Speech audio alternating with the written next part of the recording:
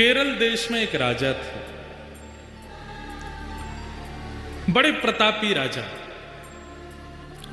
और उन प्रतापी राजा के यहां एक पुत्र ने जन्म लिया जिनका नाम उन्होंने रखा चंद्रहास। धीरे धीरे बालक जब 3 वर्ष का हो गया, बहुत सावधानी से सुनिएगा सब लोग, बालक जब 3 वर्ष का हो गया तब केरल देश में एक शत्रु राजा ने चढ़ाई की, और ऐसी चढ़ाई की कि पूरे केरल देश को अपने वश में कर लिया। अनंत संख्या लेकर के सैनिकों की आया, पूरे केरल देश पर आक्रमण कर दिया। उस आक्रमण में राजा मारे गए, सैनिक मारे गए। अब धीरे धीरे स्थिति की सेना ने भीतर देश में प्रवेश करके वहां की औरतों को, बच्चों को भी मारना प्रारंभ किया। जो क्रूर राजा जिसने आक्रमण किया था उसको पता चला, बोले कि राजा मर गया, रानी मर गई, पूरा परिवार मर गया, एक इनका 3 वर्ष का बालक है वो अंदर भवन में है, उसको मार दो तो आपकी विजय हो गई इस देश पर। जैसे ही उस राजा ने अंदर प्रवेश करना प्रारंभ किया तो एक धाई मां, जो चंद्रहास बालक की, उसको जैसे ही पता चला कि कोई आक्रमण में सब मारे गए हैं और अब वो राजा यहीं आ रहा है इस बालक को मारने के लिए, तुरंत बालक को उठा करके उसके जितने राजकीय वस्त्र थे सब उतार दिए, सोने चांदी आदि जो भी उसने पहन रखा था सब उतार करके फेंक दिए। मैले कुचैले वस्त्र जो सामान्य लोगों के होते हैं वो बालक को पहना दिए, तालीत उसके मुख पर पोत दी, अजीब सा उसका रूप कर दिया, केश बिखेर दिए, कड़ूले आदि सब उतार करके फेंक दिए, और अपने सौल में लपेट करके बालक को लेकर के जा रही हैं। बालक से कह रही हैं, 3 वर्ष के हैं अभी चंद्रहास, कह रही हैं कोई अगर पूछे कि ये कौन है तो तुम धाई मां मत बोलना है, बोलना ही मेरी मां है बेटा, आज से मैं ही तेरी मां हूं। माता पिता दोनों चले गए, पूरा राज्य नष्ट हो गया। धाई मां ने बालक को अपनी सौल में लपेटा, गोद में लेकर के पीछे के रास्ते से सामान्य लोग जहां से भाग रहे थे वहीं से निकल के जाने लगे। जगह जगह नाकाबंदी पर सबको देखा जा रहा था। अंदर से राजा ने घोषणा कर दी कि राजकुमार को लेकर कोई भाग गया है, ढूंढो उसको, कहां है। बहुत सुंदर चरित्र बंधुओं, सावधानी से सुनना। बालक को लेकर के धाई मां जैसे ही बाहर आने लगी तो एक सैनिक ने रोका, कौन हो? महाराज मैं तो सामान्य स्त्री हूं, मेरा घर जल गया, पति मर गए, जा रही हूं कहीं, भाग जाऊंगी, मुझे भी मार देंगे नहीं तो। कौन है ये बालक, इसका मुख दिखाओ। बालक का जब रूप दिखाया तो फटे कुचैले वस्त्र पहने, मुख पर गंदगी लपेटी हुई, लग ही रहा था कि दाई मां का ही बालक है। ए बालक, ये कौन है? चंद्रहास बोले, ये मेरी मां है। ठीक है, जल्दी जाओ, निकलो यहां से। जैसे तैसे वहां से प्राण बचा करके उस बालक के वो धाई मां निकल गए। बहुत व्याकुल है चित्त से, इतनी दूर जाना है कि कहीं से भी उस राजा को ये राजकुमार मिल ना जाए। तो दक्षिण केरल देश से चलकर के वो मां उत्तर भारत तक चलकर के आई बालक को लेके। महीनों लगे, साल लगे, कितना समय लगा पता नहीं। और ग्वालियर के पास में जो कुंतलपुर गांव, जिसके बारे में हम लोग सुनेंगे, जहां के ये राजा बने कालांतर में, वहां पहुंच गए। वहां के तत्कालीन राजा कोई थे, उनके मंत्री थे, उसका नाम था दृष्टबुद्धि। क्या नाम था? दृष्टबुद्धि। दृष्टबुद्धि के पास जाकर के दाई मां ने कहा, मैं दासी हूं, बहुत निपुण हूं, आप मुझे जो काम कहेंगे मैं करने को तैयार हूं, मुझे कोई नौकरी दे दीजिए।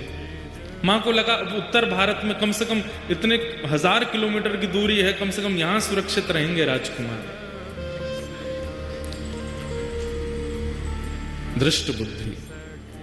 दृष्टबुद्धि कुंतलपुर के राजा के मंत्री। मंत्री ने जैसे ही देखा, अच्छा ठीक है, हमारे यहाँ तो बहुत सेविकाएं हैं, काम तो लगे रहते हैं, क्या कर सकती हो? बोले जो कहोगे वो करने को। और ये तुम्हारा बालक, ये तो छोटा है, खेल लेगा यहाँ बाहर बच्चों के साथ में, ठीक है। और वहां उस धाई माँ को एक नौकरी मिल गई, राजा के दरबार में कुछ काम आदि करती। और चंद्रहास राजकुमार,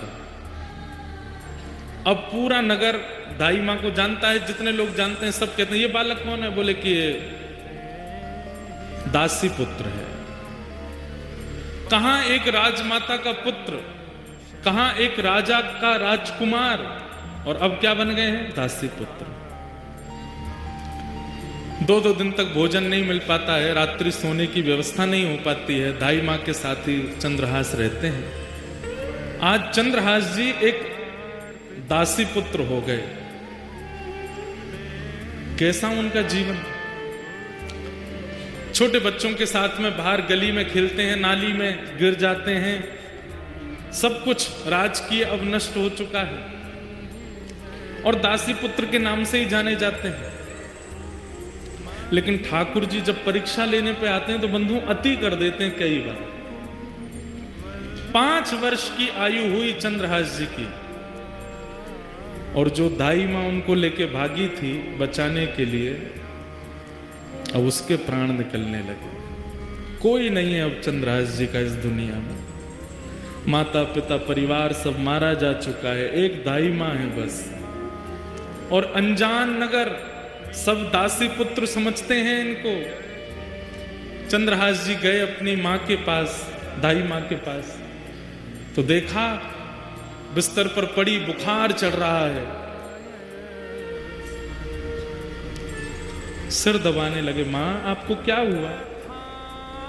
चंद्रहास का हाथ पकड़ लिया, बालक अब मैं जाने वाली हूं, आप जा रही हो, मैं किसके पास जाऊंगा फिर? मेरा कौन है यहाँ पे? माता पिता जा चुके हैं, आप मुझे यहाँ ले आई, मैं आपको ही माँ मानता हूँ, यहाँ सब लोग मुझे जानते नहीं है, मुझे कोई पूछता भी नहीं, आप भोजन कराती हैं तो मैं खाता हूँ, आप मुझे नहलाती हैं तो मैं नहा लेता हूँ, मैं किसके पास रहूंगा अब? सुनो चंद्रहास, इधर आओ, आज के बाद कोई पूछे तुम्हारी माँ कौन है तो कहना कृष्ण मेरी माँ है। कोई पूछे तुम्हारे पिता कौन है तो कहना कृष्ण मेरे पिता। कोई पूछे कि तुम्हारा आश्रय कहाँ है तो श्री कृष्ण के चरणार बिंदों को ही अपना आश्रय बताना। कोई पूछे तुम्हारा सर्वस्व कौन है तो कृष्ण ही तुम्हारे सर्वस्व। बोलो चंद्रहास तुम्हारी माँ कौन है? चंद्रहास रोते हुए बोलते हैं कृष्ण मेरी माँ है। जानते भी नहीं है कृष्ण है कौन, बस माँ समझा रही है। कौन है तुम्हारी माँ? कृष्ण मेरी माँ। तुम्हारे पिता कौन है? कृष्ण मेरे पिता। तुम्हारे सर्वस्व कौन है? कृष्ण मेरे सर्वस्व। और यही कृष्ण मेरे सर्वस्व, कृष्ण मेरे सर्वस्व कहते कहते कहते दाई माँ ने भी प्राण त्याग दिए। अकेले रह गए हैं चंद्रहास पूरी दुनिया में, अब कोई नहीं है उनके पास। चली गई माँ। किसी के घर में किराए पर या कैसे भी रहती थी, उन घर वालों ने अब चंद्रहास जी को घर से निकाल दिया। माँ तो थी, काम करके कुछ देती थी, अब तू अकेला क्या करेगा यहाँ पर, निकल जा। छोटे से 5 वर्ष के चंद्रहास निकल गए घर से। कभी किसी वृक्ष के नीचे सो जाते हैं, कभी किसी तालाब के पास पहुंच करके वहां जल पी लेते हैं। नगर में ही रहते हैं, किसी ने नगर से नहीं निकाला, पर अपने घर कोई नहीं बुलाता उनको। जो बच्चे खेलने आते थे वो भी अब दूर दूर रहने लगे, बस एक ही बात रटते रहते हैं, कृष्ण मेरी माँ है, कृष्ण मेरे पिता हैं, कृष्ण मेरे सर्वस्व, कृष्ण मेरी माँ है, कृष्ण मेरे पिता हैं, कृष्ण मेरे सर्वस्व। कभी कोई साधु महात्मा मिल जाते, अरे बालक अकेले कहां घूम रहे हो, छोटी अवस्था, माँ कहां है तुम्हारी? कृष्ण मेरी माँ है। अरे पिता कहां है तुम्हारा? कृष्ण मेरे पिता हैं। घर कहां है तुम्हारा? ठाकुर जी के, कृष्ण के चरण ही मेरे घर। संत जन देख करके सुन के बड़े खुश होते, हृदय से लगाते, फल आदि दे देते। तो चंद्रहास जी खूब प्रेम से पाते। 5 दिन हो गए, प्रसाद नहीं मिला, खा लेते। ऐसी स्थिति चंद्रहास जी की रहती है। बैठे, कुछ बालक छुप करके आ गए उनके पास, बोले चंद्रहास हमारे साथ कुछ खेलो ना। बोले कौन सा खेल खेलोगे? बोले तुम बताओ, वही खेलेंगे। बोले बाकी खेल तो मुझे नहीं आते, कीर्तन रूपी खेल आता है। बोले कीर्तन रूपी खेल ही खेलो। बोले इसमें क्या करना पड़ता? बोले एक गाएगा, बाकी सब उसके पीछे गाएंगे। जीतेगा हारेगा कौन? बोले सब जीतेंगे, हारेगा कोई भी नहीं। कीर्तन रूपी खेल में कोई नहीं हारता, सब जीतते हैं। चंद्रहास जी अपने भुजा उठा करके चारों तरफ बालकों को बैठा करके कीर्तन करते हैं। सारे बालक चंद्रहास जी के पीछे पीछे गाते हैं। ऐसा मधुर संकीर्तन हुआ, गांव के लोग देखने लगे, अपने अपने बच्चों को भगा करके ले गए वहां से। मना किया था ना इसके पास मत आना, अभागा है, पता नहीं कहां से आया, इसकी माँ का भी कोई परिचय नहीं, 2-3 वर्ष यहां रही, दासी बनकर के मर गई वो भी, अब इसके पास कोई नहीं आएगा। दूर रहते थे इससे। चंद्रहास जी एक पेड़ के नीचे बैठ करके केवल चिंतन कर रहे हैं, कृष्ण मेरी माँ है, कृष्ण मेरे पिता हैं, कृष्ण मेरे सर्वस्व हैं। चंद्रहास जी के जीवन में अब कोई नहीं है, सब छोड़ करके चले गए। माँ चली गई, पिताजी चले गए, राज्य छूट गया, और अब धाई माँ जिसने पाल पोस के बड़ा किया, 5 वर्ष के चंद्रहास जी को, वो भी छोड़ के चली गई। सब दूर रहने लगे। चंद्रहास जी अब अपना मन कैसे लगावे? 5 वर्ष का बालक वृक्ष के नीचे बैठते हैं और वहीं बैठकर के केवल ठाकुर जी का कीर्तन करते हैं, ठाकुर जी को याद करते हैं। कृष्ण माँ है, कृष्ण पिता हैं, कृष्ण ही मेरे सर्वस्व हैं। बैठे थे चंद्रहास जी, ध्यान लगाकर के नेत्रों से अश्रुपात हो रहा था। तभी आकाश मार्ग से नारद जी जा रहे थे। नारद जी महाराज आकाश से देखते हुए जा रहे थे। हरिदास वर्य हैं नारद जी, हरिदासों में श्रेष्ठ। नारद जी ने जैसे देखा चंद्रहास बालक को, देव तुल्य हैं, तुरंत नेत्र बंद कर दे। पूरा चंद्रहास जी का चरित्र आ गया उनके चित्त में। अरे इसकी तो माता जी मर गई, पिताजी चले गए, राज्य छूट गया, सब कुछ छूट गया, अब धाई माँ भी चली गई, और अब ये बैठ के ठाकुर जी का चिंतन।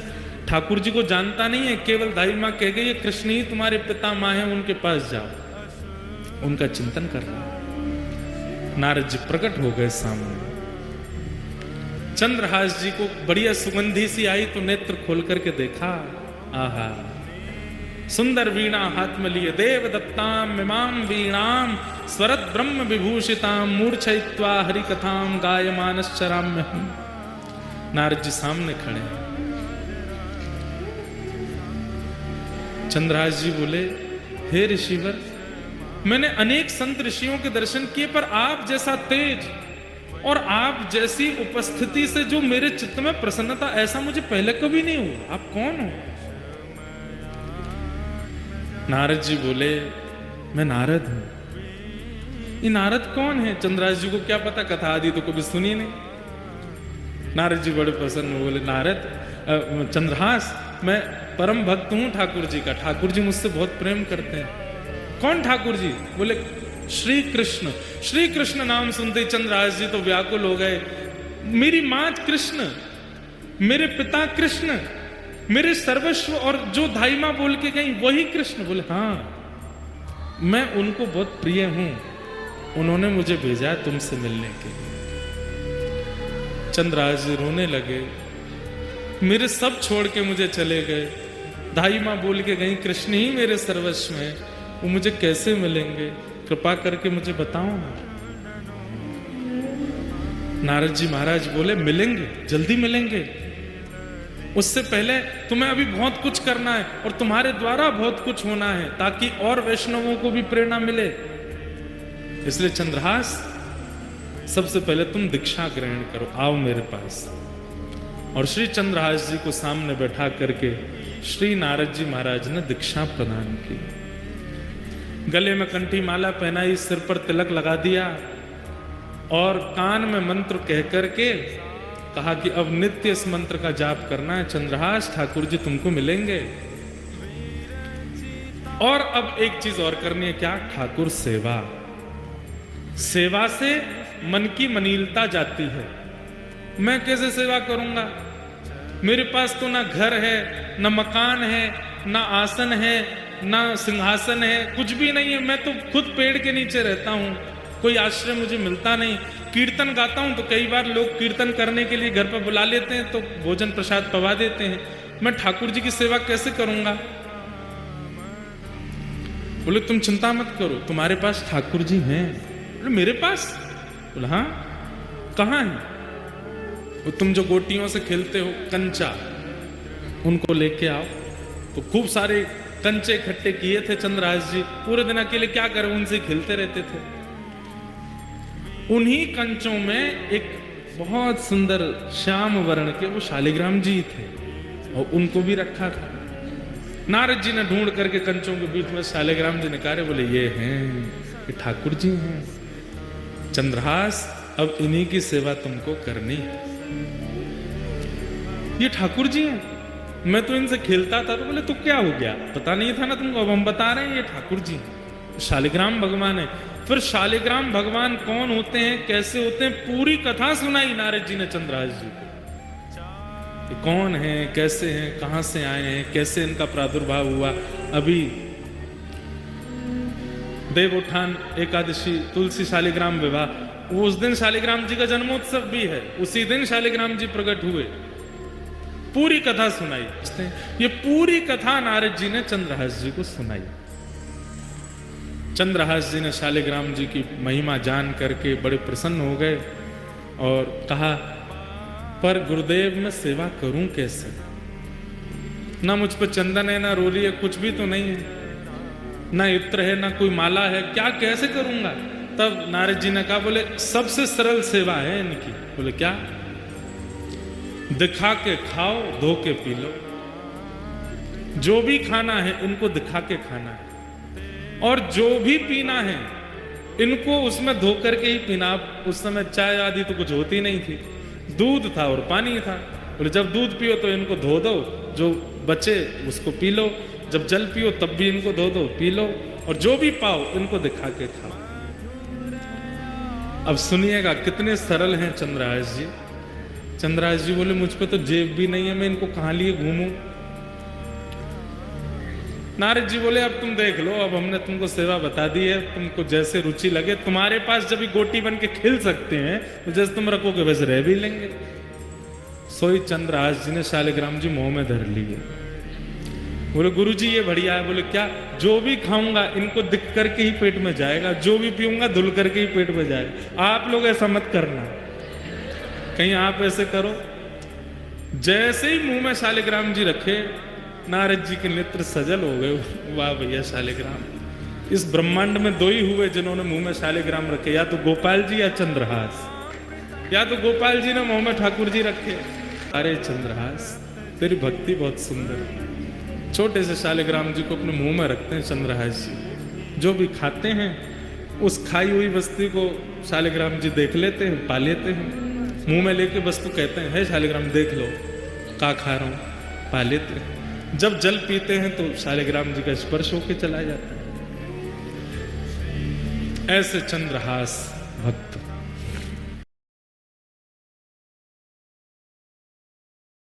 तो दृष्ट बुद्धि जो मंत्री था उस नगर का, उसकी एक बेटी थी और एक बेटा था। बेटी का नाम था विषया। क्या नाम था? विषया। और बेटे का नाम था माधव।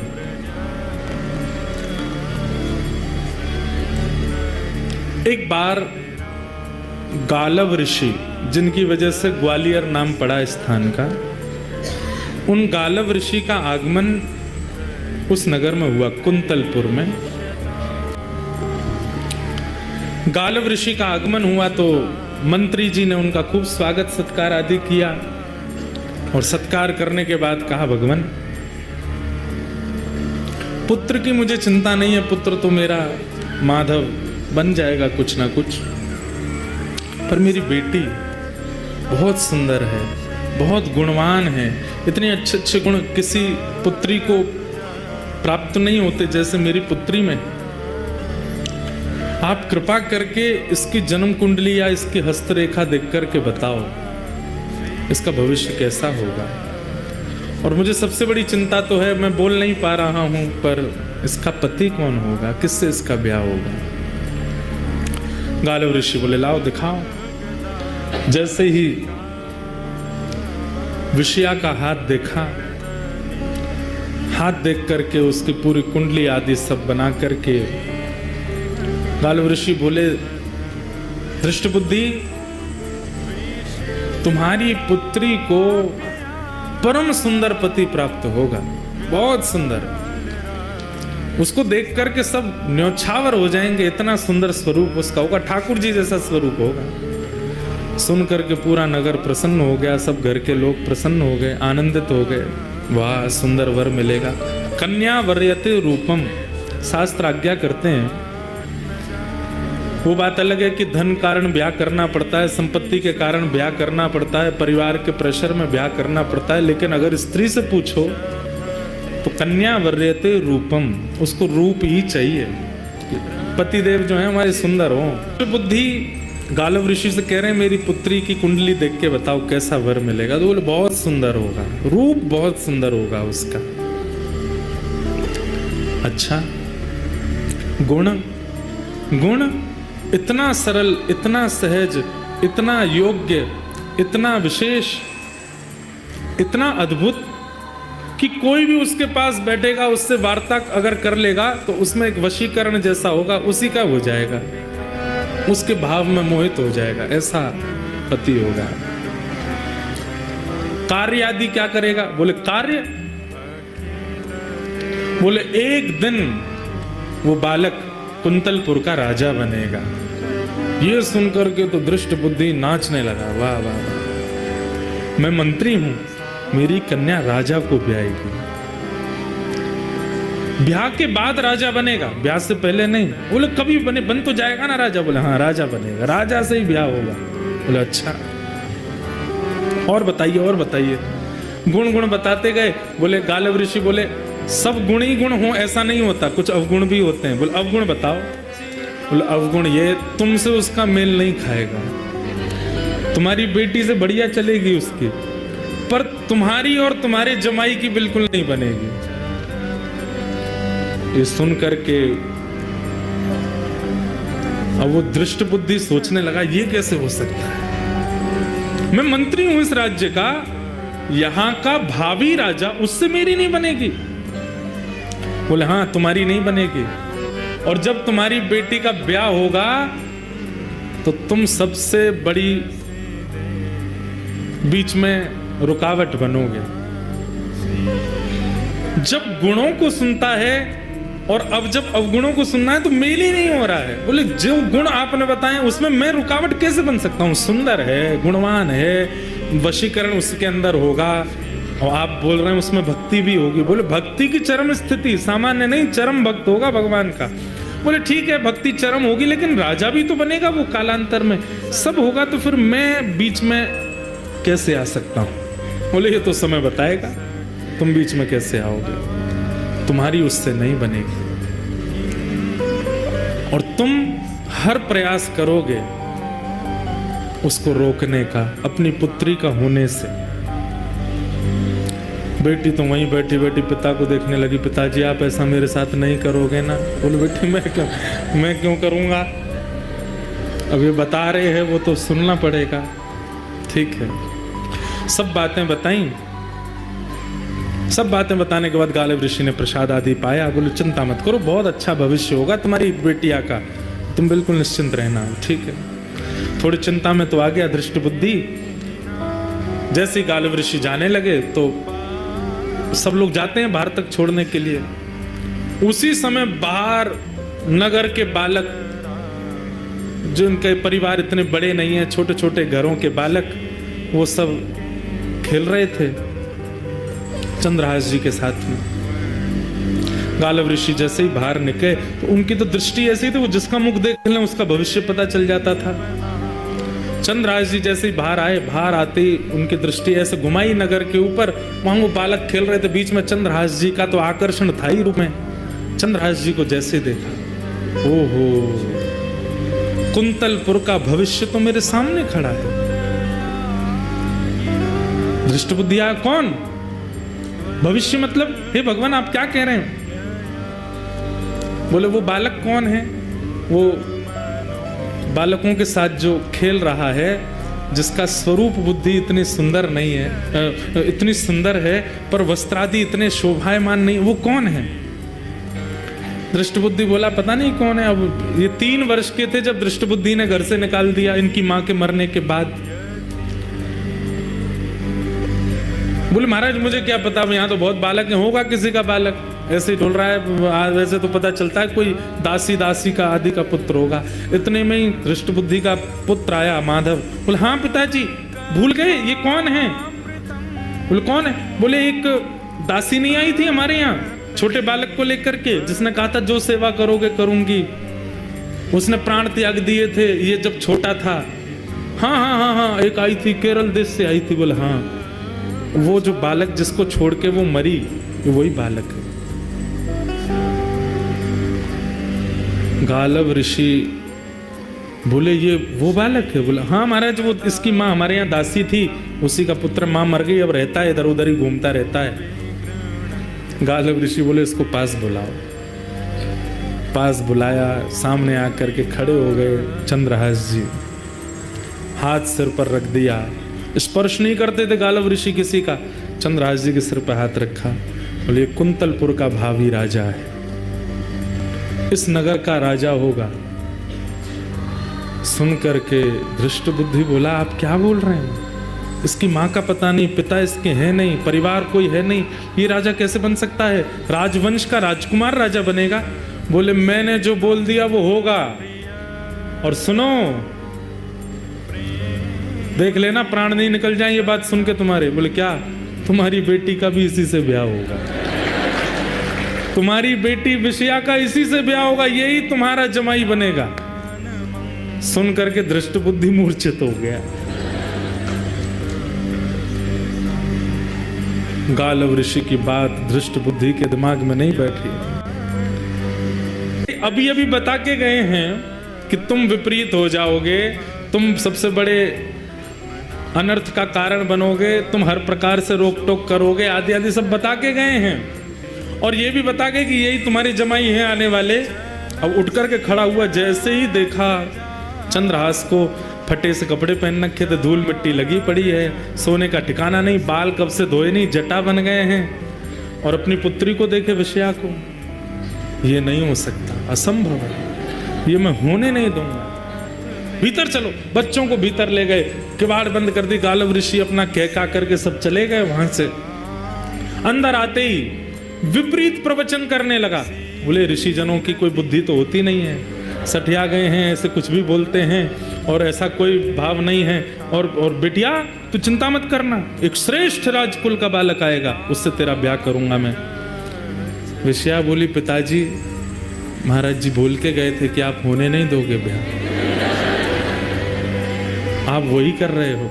अरे उससे ब्याह कराऊंगा मैं तेरा, देखे उसके वस्त्र, देखे उसके कुल का कोई पता नहीं, आदि आदि सब बोलने लगे। बोले संतों की बात ज्यादा नहीं सुनते, और ये सब आपने ही सिखाया था पिताजी, घर में ऋषि आम है तो उनके चरण धोना, उनको प्रणाम करना, माला पहनाना, सब करना। आज से सब बंद, कोई संत नहीं आएंगे, कोई ऋषि नहीं आएंगे, किसी की बात माननी नहीं, किसी को हाथ नहीं दिखाना, किसी को कुंडली नहीं दिखानी, और इसका तो मैं देखता हूं क्या करना है। और उसी समय से दृष्ट बुद्धि लग गए किसके पीछे? चंद्रहास जी के पीछे। लेकिन दृष्ट बुद्धि ने मन बना लिया कि इसको नष्ट करना है। सैनिकों को बुलाया, बोले एक काम करना है तुम्हें मेरा। बोले क्या? वृक्षों के नीचे एक बालक घूमता रहता है। बोले हाँ, उसको पकड़ करके ले जाना है और दूर वन में ले जा करके, इतना दूर ले जाना कि खबर भी ना पड़े, दूर वन में ले जाके उसका वध कर दो। और प्रमाण देने के लिए मुझे उसका कोई एक अंग अपने साथ लेकर के आना, जिससे ये प्रमाणित हो जाए कि तुमने उसे मार दिया। सैनिकों ने पूछा महाराज जी उस बालक का अपराध क्या है? बोले अच्छा खबरदार, तुम्हारी हिम्मत क्यों होती है पूछने की? मैं मंत्री हूं, मुझे पता है उसका अपराध क्या है। तुम्हारा ये काम नहीं है कि तुम ये पूछो मुझसे कि उसका अपराध क्या है। उसका जो भी अपराध है मुझे पता है। तुम केवल जितना मैं कहता हूं उतना करो। उस बालक को लेकर के जाओ, कोई देखने ना पाए। बधिकों ने कहा महाराज जी हम कहीं गए, हमारे रूप आदि को देख के हमने उसको उठाया, वो चिल्लाया, गांव के लोग आ गए तो बोले रूप बदल के जाओ। बोले क्या रूप बना के जाएं? बोले गले में माला पहन जाओ, धोती पहन जाओ, ऊपर स्वाफा बांध लो, गले में एक झोला टांग लो, संतों का वेश बना लो और सीताराम सीताराम चिल्लाते हुए जाना। सुना है उसको सत्संग कीर्तन बहुत प्रिय है और संतों के पास वो सहज खुद ही चला जाता है। संत बन के जाओगे तो आ जाएगा।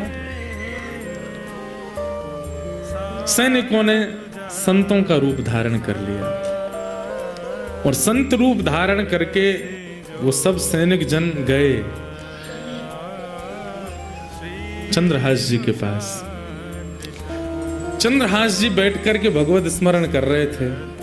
प्राण श्री कृष्ण, जीवन श्री कृष्ण, मां श्री कृष्ण, पिता श्री कृष्ण, जीवन उद्धारक श्री कृष्ण, सर्वस्व श्री कृष्ण।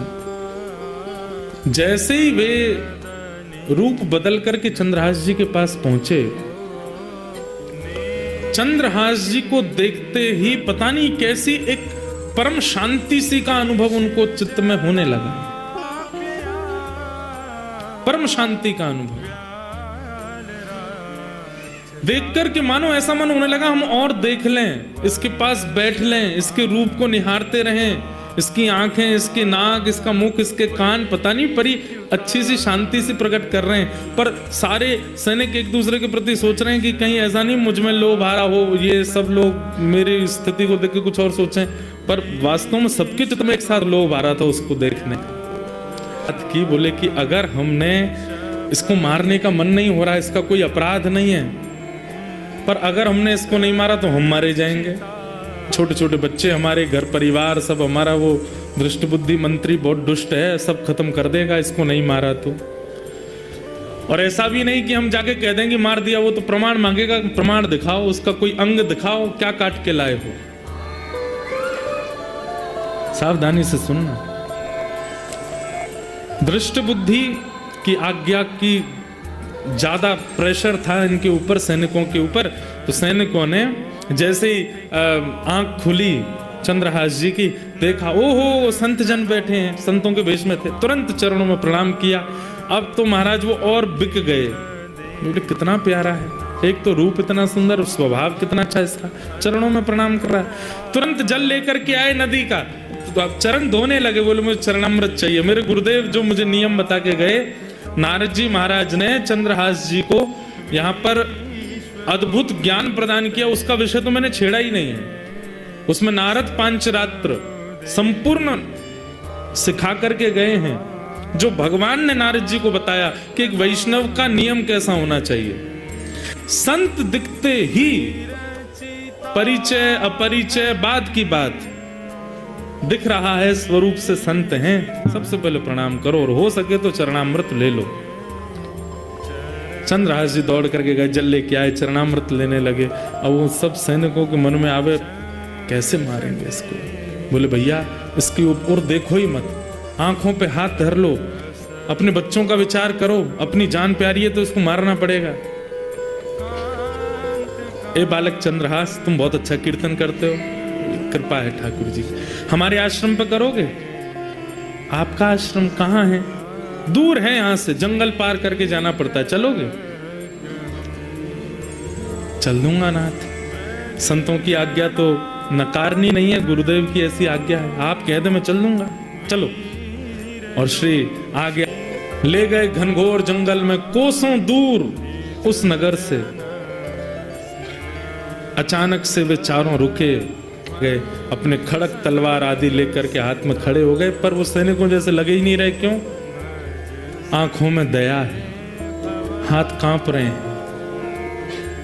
चंद्रहास बोले आप सब लोग, ये महात्मा जी आपका रूप कैसे बदल गया? हे संत चरण, आपने अपने कपड़े उतार के क्यों फेंक दिए? माला जी क्यों उतार दी? और ये खड़क आदि क्यों ले लिया? चंद्रहास हमसे ज्यादा बात मत कर, नहीं तो हम तेरे पे मोहित होते चले जाएंगे। तुझे मारने के लिए आए हैं हम, तो तुझे मारेंगे। चंद्रहास बालक बोला, पर क्यों? मेरा अपराध क्या? मैंने क्या गलती की? मैंने राजकोष का कुछ चुरा लिया? मैंने किसी के साथ कुछ अपराध किया? मेरे द्वारा किसी को कुछ बुरा लगा? मैंने क्या गलत किया? आप मुझे क्यों मारना चाहते हैं? और मुझे जीने की कोई बहुत इच्छा नहीं, पर अभी तो मेरा जीवन प्रारंभ हुआ। माता पिता बचपन में माँ भी छोड़ के चली गई, नगर बदल गए, सब कुछ मैं आपको कहाँ तक बताऊं। जैसे तैसे गुरु कृपा से मुझे गुरुदेव मिले, अब उस नियम पथ पे चल रहा हूं ताकि एक दिन श्याम सुंदर मुझको मिलेंगे, मेरे कृष्ण मुझको मिलेंगे, उनसे पहले आप मेरा वध कर दोगे। कम से कम ये बता दीजिए मेरा अपराध क्या।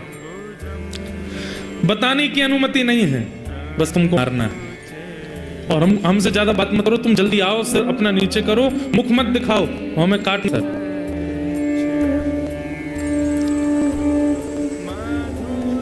चंद्रहास बालक थोड़े घबरा गए, हाथ जोड़ करके बोले, एक आज्ञा चाहिए। बोले क्या? अंतिम इच्छा मैं अपनी पूरी कर सकता हूं। बोले क्या अंतिम इच्छा है? बोले आज सुबह से ठाकुर जी की सेवा नहीं करी, अपने ठाकुर सेवा कर लूं, ठाकुर जी का भोग लगा दूं, चरणामृत पी लूं, उसके बाद ले चलना, मार देना। मैं कहाँ गली चौबारों में रहने वाला, मैं किससे जाके कहूं कि मुझे बचाओ? कोई है भी तो नहीं मेरा। अब मेरे पास कोई रास्ता नहीं, मरना तो मुझे है ही है, पर मैं अपना नियम तो कर लूं। ठाकुर सेवा? अब तू वापस जाएगा ठाकुर जी लेने? नहीं, ठाकुर जी मेरे कोई सिंहासन मंदिर में थोड़ी है। तो कहाँ है ठाकुर जी? तुरंत मुंह से ठाकुर जी निकाले, गाल में रखते थे चंद्रहास। देख करके सैनिकों के नेत्र सजल हो गए, हम कैसे मारे इसको? कितना भावुक है, कितना भक्त, मुख में ठाकुर जी लेके घूमता है। मेरे पास कुर्ता भी नहीं है, मेरे पास जेब भी नहीं है, मेरे पास सिंहासन नहीं, इसलिए मुंह में रख के घूमता हूं। गुरुदेव ने आज्ञा दे दी इसलिए, अपने मन से नहीं। तुरंत गए पास के जल में जाकर के शालिग्राम भगवान को स्नान कराया, एक पत्र का आसन बना के उस पर बिठा दिया, पुष्प तोड़ के लाए, उनका वंदन करने लगे। एक मट्टी में ही थोड़ा जल मिला के चंदन रज जैसा बना करके ठाकुर जी का तिलक स्वरूप लगाया, ठाकुर जी की प्रसादी तिलक स्वरूप अपने लगाई, फल तोड़ करके लाए, ठाकुर जी को मनिया करके पवा दिया। सैनिक जन देख रहे हैं और बस एक दूसरे का हाथ पकड़ के कह रहे हैं, भैया मुझसे ये अपराध नहीं होगा, मैं अपने घर वालों के लिए मरने को तैयार हूं, इसको नहीं मारूंगा। अरे थोड़ा धैर्य रख, मारना है, थोड़ा और साहस कर, मारेंगे हम इसको। अंत में ठाकुर जी के चरणों में प्रणाम करते हुए गाने लगे और गाते गाते ठाकुर जी से बोले, हे नाथ, मैं अपने प्राण त्याग रहा हूं आज आपके चरणों में, बस अपनी एक अंतिम प्रार्थना आपसे करना चाहता हूं। एहो विधि नाथों पे अचरा पसार मांगू, जन्म जन्म दीजो याहि ब्रज बसे, अहीर की जात समीप नंद घर, एहो विधि नाथों पे अचरा पसार मांगू, जन्म जन्म दीजो याहि ब्रज बसे। चंद्रहास जी अपनी झोली फैला करके ठाकुर जी से बोले, हे नाथ, पता नहीं इस जन्म पे तो मेरे से क्या ही अपराध हुआ कि बचपन से सब ऐसा हुआ कि मुझे समझ नहीं आता कि मैंने क्या अपराध किया। सब बिगड़ता गया, लेकिन मुझे वो बिगड़ा हुआ नहीं लगा। अच्छा, मुझे गुरुदेव नारद मिले, मुझे आप मिले, आपकी सेवा मिली, बस नाथ है कि प्रार्थना, अगले जन्म में भी आप मिल जाना, उसके अगले जन्म में भी मिल जाना, उसके अगले जन्म, और जब जब मैं जन्म लूं आप मुझे मिलते रहना, बस मेरी यही अंतिम प्रार्थना है नाथ, यही अंतिम प्रार्थना है नाथ। और ये प्रार्थना करके ठाकुर जी के आगे सर झुकाते हुए चंद्रहास बोले, सैनिकों, हे वधिकों, अब आप मेरा सर काट सकते हैं, तुरंत काट दीजिए, मैं देखूंगा नहीं, मैं ठाकुर जी के चरणों में सर झुका के बैठा हूं, आप मेरा सर काट दीजिए। सैनिकों ने तुरंत अपने खड़ग उठाए, हाथ पांव ऐसे कांप रहे हैं उनके। आज वही खड़ग जिससे अनेकों के सर धड़ से अलग किए, आज वो इतना भारी लग रहा है कि उसको 4 मिलकर के नहीं उठा पा रहे। हाथ से खड़ग छूट गया, चरणों में गिर गए, बोले कि चंद्रहास हम नहीं कर पाएंगे, पर तुम बताओ, तुम तो एक भक्त हो, हम मंत्री से कैसे बचे? वो हमें मार देगा अगर हम कोई प्रमाण लेकर के नहीं गए तो। नहीं महाराज, आप मारिए मुझे, आप अपना कार्य कीजिए, आपकी क्या गलती, आप तो मंत्री की आज्ञा मान रहे हैं। तभी एक, अब देखो ये भी ठाकुर जी की कृपा है, ठाकुर जी जो करते हैं सोच समझ के करते हैं। तभी एक सैनिक की दृष्टि पड़ी कि चंद्रहास जी के पैर में 5 नहीं 6 उंगली है। कई लोगों के एक एक्स्ट्रा अंगूठा होता है, कई लोगों के पैर में एक एक्स्ट्रा उंगली होती है, कई लोगों को, उनको कहते तो ऐसा ही है कि वो शुभ होते हैं, जिनके 6 उंगली हैं। दृष्टि पड़ी तुरंत, अरे रुको रुको रुको रुको, चंद्रहास अपने पैर दिखाओ। पैर दिखाया तो 5, एक अंगूठा, 4 उंगली और कन्नी उंगली में 1 उंगली और थी। मिल गया, बस थोड़ा कष्ट होगा तुमको, बिल्कुल चुपचाप आंख बंद कर लो अपनी। चंद्रहास जी ने आंख बंद की, करोगे क्या? बोले करो आंख बंद। आंख बंद की, वो उंगली पकड़ के उसको काट दिया, और काट करके बोले बस अब तुम भाग जाओ यहां से, दिखना नहीं, हमें प्रमाण मिल गया, हम इसको जाके दिखा देंगे कि मार दिया। उंगली लेकर के आए, छोटा बालक था, मुख लाना हमने उचित नहीं समझा, उंगली ले आए हैं, मर गया चंद्रहास। और चरणों में प्रणाम करके चंद्रहास जी को खूब रक्त निकला। उन सैनिकों ने प्रणाम किया, बोले चंद्रहास तुम भाग जाओ यहां से, अब वैसे ही तुम कोसों दूर हो और दूर चले जाओ, और जीवन में कभी अवसर मिलेगा तो फिर देखेंगे तुमको, हम सौभाग्य मानेंगे तुम दोबारा मिले तो।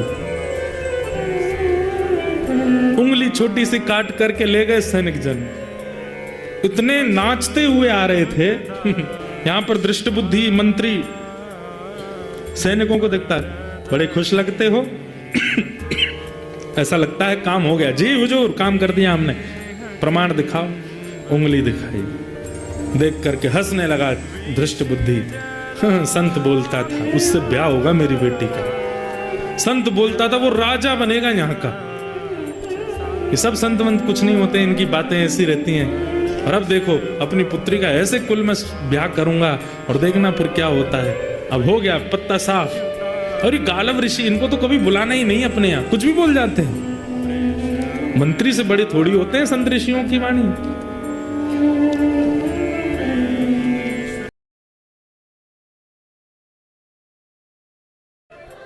उस नगर का नाम था चंदनावती नगर, राज्य। और उस नगर का राजा था, उसका नाम था कुलिंद राजा। उसकी पत्नी का नाम था मेधावती। ये कुलिंद राजा जो थे, इनके कोई संतान नहीं थी। इन्होंने अपने यहाँ ज्योतिषियों को बुलाया कि भाई मेरा वंश आगे चलेगा कि नहीं, मेरा कोई उत्तराधिकारी बन पाएगा कि नहीं, हम दोनों वृद्ध होते जा रहे हैं। तो ज्योतिषियों ने बताया, बोले आपका वंश तो आगे नहीं बढ़ेगा, तो फिर कुलिंद नगर का, राज्य का राजा कौन होगा?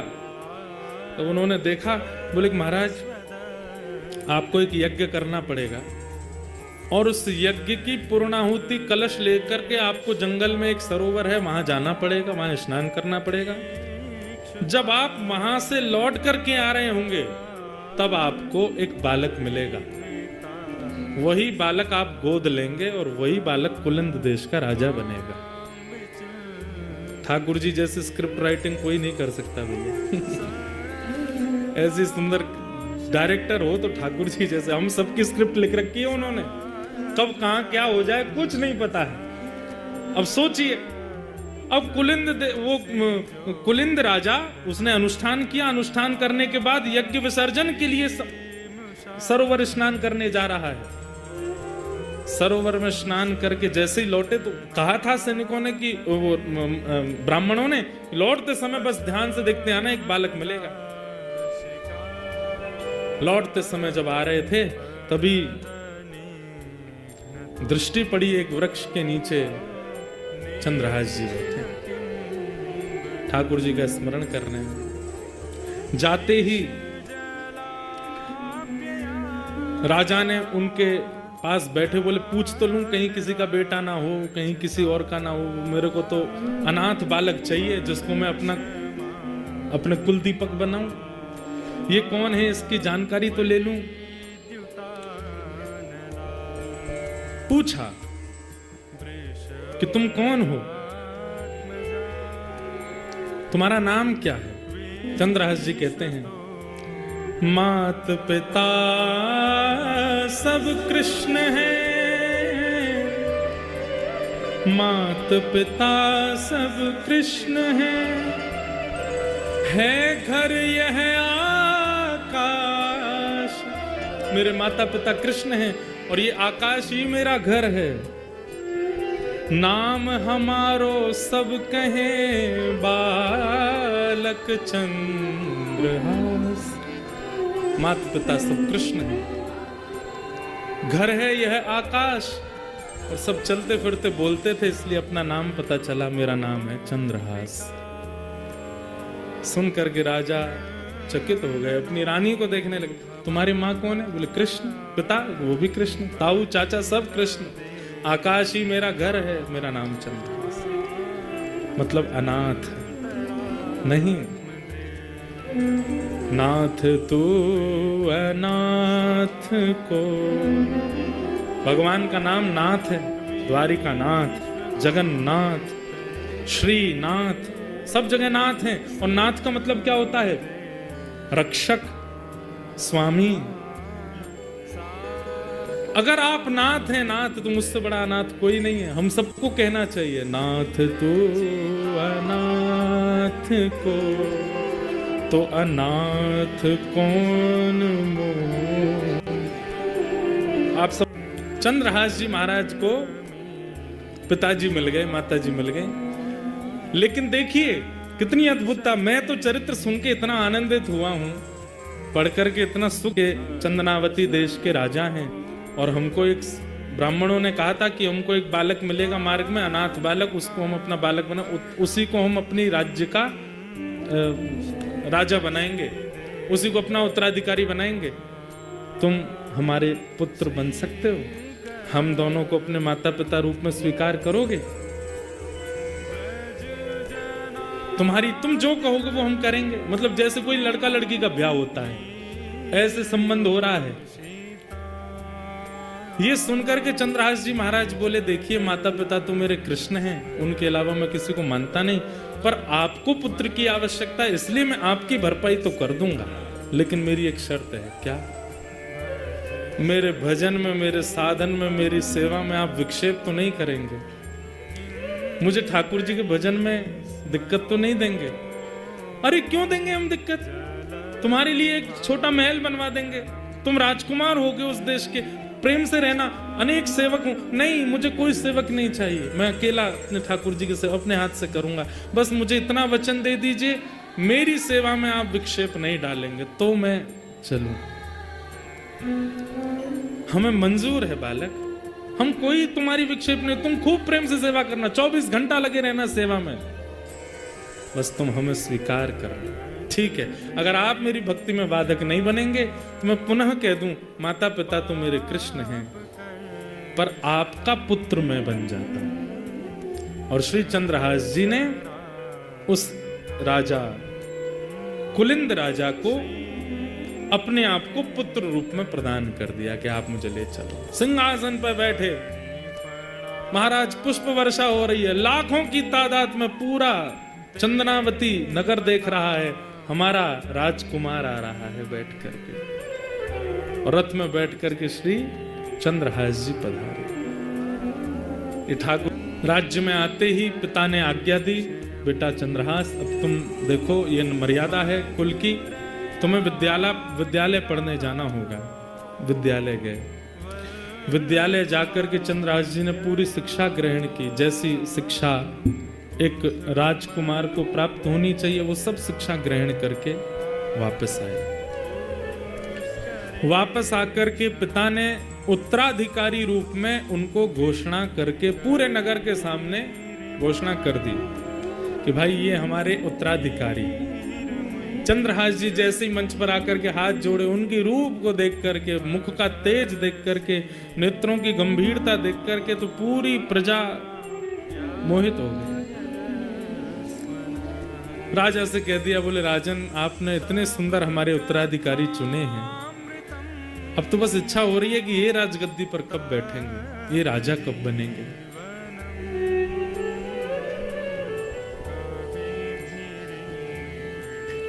अब यहां एक दासी के साथ गए थे, वहां के राजा ने मंत्री दृष्टबुद्धि को बुलाया और कहा कि भाई एक पास में नगर है, उसका नाम है चंद्रावती। बोला हाँ। बहुत महीने निकल गए, बहुत साल वर्षा होने को आया है, महीने का कर नहीं चुकाया राजा ने, उसके कर नहीं आया। ऐसा लगता है कि प्रजा के कर से खूब आनंद ले रहा है। बोले क्या करें आप आज्ञा करो। बोले सेना लेकर के जाओ, और सेना लेकर के जाकर के या तो राजा से कर वसूल के लाओ और दुगना कर लेके आना, और देने से मना करे तो चढ़ाई करके उसको नष्ट कराना। कौन जा रहा है? दृष्ट बुद्धि। और जिस नगर में जा रहा है वहां का राजकुमार कौन है? चंद्रहास। दृष्ट बुद्धि ने तैयारी कर ली अपने सब सेना की। बोले ले लो तीर कमान तलवार सब धर लो, चंदनावती नगर जाना है और वहां जाकर के राजा से कर मांगना, नहीं देगा तो उसको मार देंगे, उसको उसकी पूरी प्रजा को। और आजकल हमने सुना नया राजकुमार बनाया उसने। अब ये तैयारी हो रहे थे तो इनकी पत्नी, दृष्ट बुद्धि की पत्नी आकर के बोली, सुनिए आप मंत्री पद पे इतने व्यस्त रहते हैं, आपको घर परिवार का बिल्कुल ध्यान नहीं रहता, विषया बड़ी होती जा रही है, उसके लिए सुंदर वर ढूंढ लेना। और अपने नगर में तो करने में संकोच होता है। प्राचीन काल में एक ही शहर में ब्याह कम होते थे, थोड़ा दूसरे नगर के लोगों से करते थे। बोले वहां चंदनावती में अगर कोई अच्छा लड़का मिले तो देख के आना, थोड़ी दृष्टि इस रूप में भी घुमाना, केवल कर वसूलने की भावना से मत जाना, आंखों को थोड़ा ऐसे भी घुमाना, मेरी बेटी है उसके लिए कोई सहयोग वर मिले मुझे। खिड़की पर खड़ी खड़ी विषया सुन रही थी। पुत्री, हाँ पिताजी कैसा वर चाहिए? ऐसी कोई इच्छा नहीं पिताजी, आप जो ढूंढेंगे अच्छा ही होगा, पर बस रूप सुंदर हो, गुण का अच्छा हो, बस और कोई मुझे ज्यादा विशेष धन से मुझको कोई लोभ नहीं, घर परिवार कैसा भी हो, बस रूप सुंदर हो और स्वभाव का मधुर हो। धृष्टद्युम्न ने बुलाया, सिर पे हाथ धरा, बोले मैं ढूंढ के लाऊंगा तेरे लिए, अच्छा वर ढूंढूंगा, चिंता मत कर। राजा ने जो कर मांगने को कहा वो बाद में होगा, पहले तेरे लिए पूरा नगर घूमूंगा, अगर कोई अच्छा लड़का मिला चंदनावती में ही कोई लड़का ढूंढ के तेरा ब्याह करूंगा। जी पिताजी। यहां दृष्टद्युम्न वो दृष्ट बुद्धि अपने पूरी सेना लेकर के निकल रहा है, और वहां चंदनावती के राजा को अचानक याद आया और उसने चंद्रहास जी को बुलाया। पुत्र चंद्रहास, राजकुमार चंद्रहास, बोले जी तुम मिले तो हम तो इतने खो गए तुम में, इतना प्रेम तुमसे बढ़ गया, इतने आनंद में मैं और तुम्हारी माँ रहने लगे कि हमने एक बहुत बड़ी गलती कर दी। बोले क्या? हमारा जो मुख्य राज्य है जिसके अंतर्गत हम आते हैं वो कुंतलपुर है, वहां के राजा को हम हर महीना कर देते हैं, वो कर तो हमने दिया ही नहीं। बेटा वो कर पूरा वापस करना है राजा को, और मेरे मन ऐसा है कि तुम भी साथ चलो, मैं राजा से थोड़ा परिचय भी करा दूंगा कि हमारे राजकुमार, जो आज्ञा पिताजी। और सुनो, कर थोड़ा जितना है उसका दुगना ले लेते हैं, कहीं राजा क्रोधित ना हो, उसको दे आते हैं, बड़े राजा तो वही है, हमारा तो नगर छोटा है। जी पिताजी। पूरी तैयारी होने लगी, यहां पर सब कर आदि इकट्ठा करने लगे, सब धन आदि सब बैलगाड़ियों में सजाने लगे। इतने में ही राजा चंदनावती के बोले, बेटा चंद्रहास हम तो करने ही जा रहे थे, पर देखो अब मंत्री ही आ गया, अब बात तो करनी पड़ेगी। अंदर सिंहासन पर जाके बैठे मंत्री, बड़े नगर का मंत्री भी राजा के समान पूजनीय, उसका खूब स्वागत किया, वंदन किया, ला करके बिठाया। मंत्री जी ने आगे कहा, बोले राजन, हमें ऐसा लगता है कि तुम बहुत ज्यादा जो है धन के मद में भूल गए, कर नहीं दिया तुमने कुंतलपुर का। महाराज देखिए, कर पूरा रखा है, दुगना रखा है, आप पहले तो ये ले लीजिए। मैं वैसे वहीं आ रहा था देने, आपको आने की कोई आवश्यकता नहीं थी, पर मेरी एक बात सुन लीजिए। एक शुभ घड़ी आई थी हमारे नगर में, जिसके कारण ये सब विक्षेप हुआ। क्या, कैसी शुभ घड़ी? आप तो जानते हैं कि मैं, हमारे कोई संतान नहीं। संतों ने आज्ञा करके कहा था कि एक यज्ञ के बाद एक लावारिश बालक मिलेगा, वही तुम्हारा पुत्र होगा, उसको तुम राजकुमार बना देना। तो वो बालक मिला, तब से हम इतने प्रसन्न हो गए थे, उसके चक्कर में हम कर देना भूल गए। कहां है बालक? ये खड़ा है। दृष्ट बुद्धि ने जैसी दृष्टि घुमाई, रूप देखा, नेत्र देखे, नासिका देखी, कहीं तो देखा है इसको। तुम देखे देखे क्यों लगते हो? इधर आओ थोड़ा। अब चंद्रहास जी का नियम, वो झूठ बोलते नहीं थे।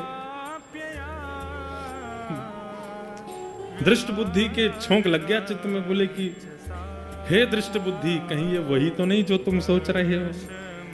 नहीं नहीं, वो कैसे हो सकता है? उंगली तो मेरे पास ही रखी है, वो तो नहीं होगा। चंद्रहास जी मंद मंद मुस्कारे। तुम हंस क्यों रहे हो मुझे देख के? महाराज सुनो, इधर आओ, पादुका उतारना आपने। चंद्रहास जी बोले, जी। जैसे ही पादुका उतारी तो इकन्नी उंगली के पास में, अब वो कटा हुआ थोड़ा दिखता तो है, उसका वो भले भरा हुआ, जैसे ही देखा, तुम्हारे पहले 6 उंगली थी क्या? जी। हे भगवान, मेरा नाम दृष्ट बुद्धि, मेरे साथ इतना बड़ा अत्याचार, अन्याय,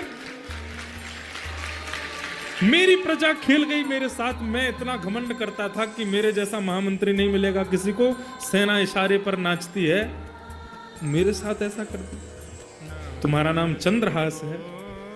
चंद्रहास जी हंस गए। जी महामंत्री जी, मैं चंद्रहास हूं। इतने में राजा आया कंधे पे। हमने इसका राज्य तिलक आदि तो कर ही दिया है, अभी हमारा राजकुमार है, भावी हमारी चंदनावती का राजा। जैसे ही कई राजा तो सब चिल्लाने लगे, चंद्रहास राजकुमार की जय हो, चंद्रहास राजकुमार की जय हो।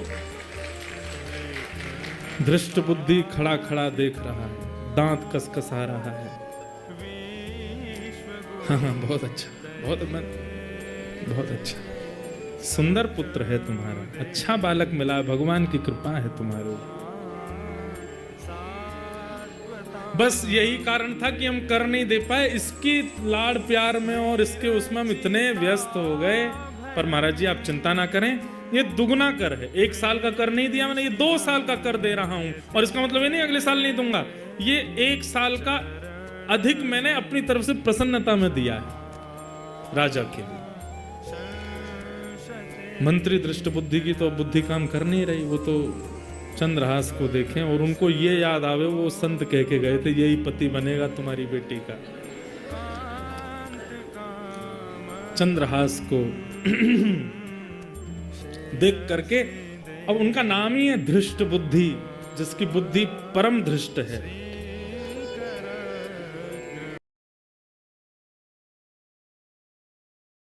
धृष्ट बुद्धि, जिसकी बुद्धि परम धृष्ट है। एक योजना बनाई, अब भी मान नहीं रहा है, अब भी देख नहीं, समझ नहीं पा रहा है कि मैं इतनी योजना बना ली तब भी बच गया, अब भी उसको मारने का प्रयत्न। क्या किया? राजा तुमने ये गलती तो की कि तुमने कर नहीं दिया 1 साल का, लेकिन इससे भी बड़ी गलती तुमने एक और की है। तो चंदनावती का राजा बोला, क्या भाई, तुम कुंतलपुर राजा के अंतर्गत आते हो, बिना उनकी आज्ञा के और बिना उनको निमंत्रण दिए तुमने राजकुमार घोषित कैसे किया? ये राज परंपरा के विरुद्ध है। अगर उनको पता चलेगा कि तुमने उनको निमंत्रण तक नहीं दिया, उनसे पूछा तक नहीं, अरे एक विशेष राजा के नीचे जितने राजा होते हैं उन सबको अपना उत्तराधिकारी बड़े राजा से पूछ के रखना होता है। तुमने पूछा कुंतलपुर के राजा से? ये सुनते ही चंदनावती के राजा तो घबरा गए। महाराज अब आप देख लीजिए ना बात कैसे संभलेगी। मेरे लिए बहुत मुश्किल से मुझे उत्तराधिकारी मिला है और मैं इससे बहुत प्रेम करता हूँ। कहीं क्रोध में आकर के उन्होंने मना कर दिया कि इसकी राजकुमारिता निरस्त करो और हम जो कहेंगे वो राजकुमार, वो मुझसे सहन नहीं होगा, इसी को राजकुमार रहने दीजिए, आप मेरी थोड़ी सहायता कर दीजिए। मंत्री दृष्ट बुद्धि बोले मैं तो तुम्हारा मित्र हूं ना, तुम्हारी सहायता ही करूंगा। अब एक काम करते हैं। बोले क्या? मैं एक पत्र लिखता हूं और पत्र लिख करके चंद्रहास को दूंगा, तुम मत जाना, तुम जाओगे तो राजा को क्रोध ज्यादा आएगा। और वो पत्र लेकर के चंद्रहास जाएगा कुंतलपुर और वहां राजा के पास नहीं जाना, सीधे मेरे पुत्र माधव के पास जाना। माधव को मैं पत्र में लिख दूंगा कि वो बात पूरी संभाल लेगा और ये जो तुमसे थोड़ा सा अपराध हुआ है इसके लिए राजा तुमको क्षमा करे। माधव से बहुत प्रेम करते हैं राजा हमारे। अब मैं तो यहाँ हूं, मुझे तो कर पूरा गिनती करवानी है, उसके बाद ही जा सकता हूं, तब तक मैं जा नहीं सकता कुंतलपुर, तो मुझे तो यहीं रहना पड़ेगा। तुम चंद्रहास को भेजो और मैं पत्र लिख देता हूं। पत्र लिखा और चंद्रहास से कहा पत्र में लिख देता हूं, इस पे ऊपर मोहर लगाऊंगा, खुलना नहीं रास्ते में, सीधे जाके मेरे पुत्र माधव को देना। मैं क्यों पढ़ूंगा आपका पत्र, आप लिख दीजिए। पत्र में लिखा, माधव मैं तुम्हारा पिता दृष्ट बुद्धि बड़े होश और हवास में लिख रहा हूं कि जो पत्रवाहक तुम्हारे सामने पत्र लेकर के आया है ये तुम्हारा विशेष शत्रु है। इसके रूप पर आकृष्ट मत हो जाना, इसके गुण पर आकर्षित मत हो जाना, इसकी बोली चाली तुमको बहुत लुभाएगी, इसकी बातों में तुम बिल्कुल इसके चक्रव्यूह में फंस जाओगे। लेकिन पुत्र ये तुम्हारा और तुम्हारे पुत्र पिता का महान द्रोही है। बिना कोई संकोच करे और बिना मेरी प्रतीक्षा करे, बिना किसी से पूछे योजना बना करके इसको विष दे देना। नीचे अपना सिग्नेचर कर दिया दृष्ट बुद्धि और लिख करके उस पर सील लगा दी, ऊपर स्टैंप लगा करके ऊपर लिख दिया प्रिय माधव। चंद्रहास इधर आओ, खोलना नहीं इसको। नहीं मैं क्यों खोलूंगा, लेके जाओ और सीधे मेरे पुत्र माधव के पास जाना, जाकर के उसको दे देना, वो सब बात संभाल लेगा। राजा मैंने संभाल ली तुम्हारी। अरे मंत्री जी आप तो बड़े हमारे कृपालु, कितनी कृपा आपकी हमारे ऊपर है। निकल पड़े चंदनावती से। रात्रि में एक घोड़े पर बैठ करके परम भक्त श्री चंद्रहास जी रास्ते भर कीर्तन करते जा रहे हैं ठाकुर जी का स्मरण करते हुए जा रहे हैं, बड़े भाव से ठाकुर जी को याद कर रहे हैं। रात भर हो गई चलते चलते, सुबह पहुंचे कुंतलपुर। कुंतलपुर जैसे पहुंचे तो ये तो इनका पुराना नगर था ही, बचपन की सारी यादें आ गई। मेरी धाई माँ, मेरी माँ मुझे लेकर के यहाँ आई थी, यहाँ पे हम लोग रहे थे, ये मंत्री जी का घर है, यहाँ पे हम खाते थे, यहाँ पे खेलते थे, सब मन में घूमने लगी बातें। तो विचार किया सुबह सुबह का समय है, अभी तो सब भोर में जग रहे होंगे, अभी सीधे माधव के पास जाना, मुझे लगता है कि वो भी स्नान ध्यान कर रहा होगा, अभी क्या सीधे उसके पास जाता हूँ। ये पास में बगीचा है, यहाँ पर रुक करके थोड़ा अपने ठाकुर जी की सेवा कर लूँ, स्नान ध्यान कर लूँ और सेवा आदि करके फिर चलेंगे माधव के पास। बगीचे में पहुंचे, जाके स्नान किया, सरोवर में जल लेकर के अपने मुख से ठाकुर जी निकाले, सेवा करी, सेवा आदि करके ठाकुर जी को बढ़िया प्रसाद भोग लगाया फलों का। फल पा लिए तो चंद्रहास जी रात भर सोए नहीं, घोड़ा चलाए थे तो थोड़ी थकान सी लगी उनको। अपनी पाग उतार के नीचे रखी, पाग के ही जैसे ऐसे पाग बांधते हैं तो एक पाग के छोड़ में ही वो पत्र रखा था, रख दिया। अपने हाथ के तकिया लगा करके ठाकुर जी के ऊपर एक उंगली रख के मेरे पास रहे, उस भाव से सो गए। गहरी नींद आ गई चंद्रहास जी को। चंद्रहास जी यहां गहरी नींद में सोए और आज परम पावन कोई देवी का दिवस था, उस बगीचे में देवी का मंदिर था। देवी पूजन करने के लिए विषया वहां पर आई। दृष्ट बुद्धि की। वो उस बगीचे में देवी पूजन करने के लिए आई, के साथ पुष्प चयन करते करते एक डाल हटाई तो दृष्टि पड़ी, अपने हाथ की तकिया लगाए सोए हैं चंद्रहास। परम सुंदर रूप का तो कहना ही क्या, घुंघराले केश हैं, आहा ऐसी ऐसी मुख कांति। मैंने कहा ना ये भक्त चरित्र भी है और एक बड़ी विशुद्ध प्रेम कथा भी है चंद्रहास की। जैसे ही देखा चंद्रहास की ओर, प्रेम के लक्षण प्रकट होने लगे चित्त में, नेत्रों में अश्रुपात होने लगा, हाथ पांव कांपने लगे और चित्त में ठाकुर जी का परम प्रेम प्रगाढ़ होने लगा। स्मृति आई विषया को, शायद कहीं तो देखा है ये रूप, पहले भी देखा है। सखियां सब पुष्प चयन कर रही थीं, चयन करके तुरंत विषया गई देवी मंदिर में जाकर के अर्पण कराई। बोले कि जो बाहर लेटे हैं या तो यही मेरे पति बन जाएं या ऐसा कोई पति मुझे प्राप्त हो जाए। रूप का सुंदर, उसको रूप ही चाहिए था, गुण ही चाहिए था।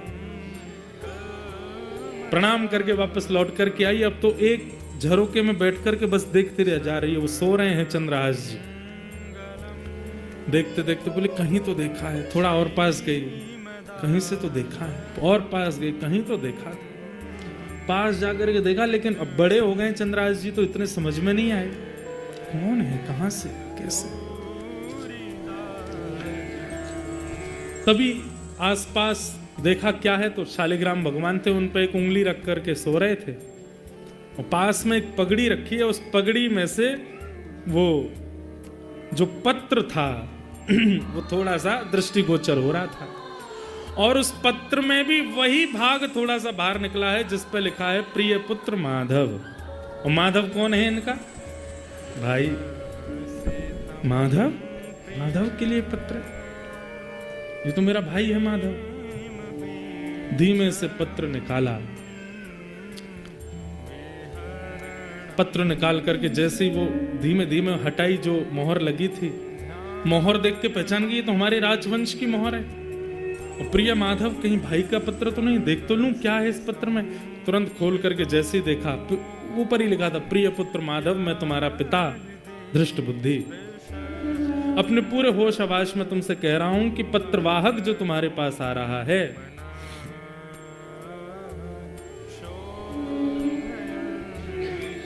ये तुम्हारा शत्रु है और तुम बिना किसी विचार के, बिना किसी चिंतन के मेरी प्रतीक्षा मत करना, इसको विष दे देना, मेरा प्रतीक्षण मत करना। एक थोड़ी सी सुधार करने वाली बात अभी अभी याद आई। वो भाई का नाम माधव नहीं मदन था। क्या नाम था? मदन। पहले पत्र की पंक्ति देखते ही सोचा पिताजी गए हैं मेरे लिए वर ढूंढने के लिए, हो सकता है उनको वर मिल गया है और उसी वर के संकेत भाई को भेजा है। तो जहां पर लिखा था कि मदन, ये जो पत्रवाहक आया है तुम्हारा शत्रु है, तो मदन का एक अर्थ होता है कामदेव, और कामदेव यानी कि बहुत सुंदर है कामदेव। उस काम का शत्रु कौन है? उसकी सुंदरता को नष्ट करने वाले श्री कृष्ण हैं। तो मदन का शत्रु मतलब कि भाई कामदेव को भी लज्जित करने वाला जो ये पत्रवाहक सुंदर आया है, इसको तुम विष प्रदान कर देना, बिना मेरा चिंतन किए, बिना मेरी प्रतीक्षा किए इसको विष दे देना। तो विषया ने सोचा ये पिताजी ने पत्र लिखा है भैया को बताने के लिए कि जो पत्रवाहक है ये मेरे लिए सुंदर वर है, जिसकी सुंदरता कामदेव को भी लज्जित करने वाली, और है ही इतने सुंदर हैं। पर जल्दी जल्दी में पिताजी ने विषया की जगह विष लिख दिया है। विष दे देना। पिताजी ने जल्दी जल्दी में विषया की जगह विष लिख दिया है। पर भैया के पास ये पत्र मैं लेके जाऊंगी तो बात अलग जाएगी, इनको ही जाना चाहिए, पर मैं इसको कैसे ठीक करूं? काली स्याही से लिखा है। तुरंत विषया ने एक नुकीली कुछ सीख निकाली और अपने आंखों का काजल लेकर के उस पर लगाया, सीख पर। वो संस्कृत में पूरा लिखा था, विषयस्मयी प्रदायतम। एक आ की मात्रा पीछे लगाई, एक आ की मात्रा आगे लगाई अपने आगल के आंख के अंजन से, और पत्र का पूरा अर्थ बदल गया। पत्र का अर्थ क्या हो गया कि हे प्रिय पुत्र मदन, ये जो पत्रवाहक तुम्हारे सामने आए हैं ये मदन का शत्रु है। यानी कि मदन मतलब कामदेव को भी लज्जित करने वाली इसके रूप है। तुम मेरी प्रतीक्षा मत करना, मेरे आने का चिंतन मत करना, मेरे आने की खबर मत देखना। जितना जल्दी हो सके बिना किसी से पूछे विचारे, किसी को बिना बताए तुरंत इसको विषया प्रदान कर देना, इससे विषया का ब्याह कर देना। विषया कर दिया। कहीं से कुछ गर्म सा कुछ लाई, उससे वो जो मोहर थी उसको थोड़ा पिघला करके और उसको पुनः लगा करके मोड़ मरोड़ करके फिर से पाग में धर के और विषया बलैया लेकर के भाग गई वहां से। बढ़िया हो गया। जाके भैया से बोले, भैया जल्दी तैयार हो जाओ। क्यों? कोई आ गया तो मेहमान, तैयार रहो। यहां थोड़ी देर बाद चंद्रहास जी की नींद खुली। नींद खुलने के बाद देखा सूर्य खूब ऊपर आ गए। बोले, अरे बहुत लंबा सोया मैं तो। घोड़े पर बैठे टप टप करते पहुंच गए महाराज मंत्री दृष्ट बुद्धि के घर पर। मदन ने देखा घोड़े पर बैठ करके परम सुंदर परम प्रवीण कोई आया है। आते ही उसको देखा, बोले कहीं तो देखा, कहीं तो देखे हो तुम। कौन हो भैया? अरे मदन भैया मुझे भूल गए, आपको पूरी नगरी मंत्री पुत्र कहती है। बचपन में एक आपका सखा था, दासी पुत्र उसको सब कहते थे। अच्छा चंद्रहास? बोले हाँ भैया चंद्रहास। अरे भैया तुम्हारे संग तो बहुत खेले हम, इधर आओ। हृदय से लगा लिया। बोले तुम तो पहचान में ही नहीं आए। बोले भैया बस सब आयु बढ़ गई, लेकिन बहुत अच्छा लगा कि आप मुझे मिल गए। अरे तुम तो बचपन में ऐसे ही रहते थे, आज बड़े सुंदर लग रहे हो, बड़े मधुर लग रहे हो, तुम्हारा रूप आकांति सब बिल्कुल बढ़िया। और ये राजकीय वस्त्र पहन के कैसे, क्या खबर? चंद्रहास जी ने सब बताया। बोले ऐसे ऐसे मैं तो वहां चला गया था, वहां पर एक राजा ने मुझको गोद ले लिया और अपना राजकुमार। अरे तुम राजकुमार बन गए? बड़े बड़े पधारे भैया, बताओ कैसे आगमन हुआ? बोले हमारे नगर चंद्रावती में पूज्य पिताजी पधारे हैं दृष्ट। हाँ हाँ पिताजी चंद्रावती तो गए। बोले हाँ, तो उन्होंने पत्र भेजा है आपके लिए, ये पत्र है। पत्र खोल करके तुरंत वो हटा करके पत्र खोल करके, प्रिय पुत्र मदन, तुम्हारे सामने जो खड़ा है पत्रवाहक, ये मदन का शत्रु है, काम को लज्जित करने वाला है। इसकी सुंदरता पर, इसकी भाव पर, इसके सब पर मदन मोहित होता है। इसलिए ठाकुर जी को मदन मोहन कहा जाता है, क्योंकि काम भी मोहित होता है उनके रूप पर। तुम इसके रूप को देख करके मेरी प्रतीक्षा मत करना, मेरे आने का विचार मत करना, मैं आऊं तभी सब काम हो, ऐसा कोई भाव मन में मत रखना। मेरे आने से पहले ही बिना किसी को बताए, बिना खबर दिए, बिना निमंत्रण दिए विषया को इसको प्रदान कर देना। पत्र देखते जा रहे हैं, सामने देखें मदन के नेत्र सजल हो गए। बोले मेरे जीजाजी खड़े सामने।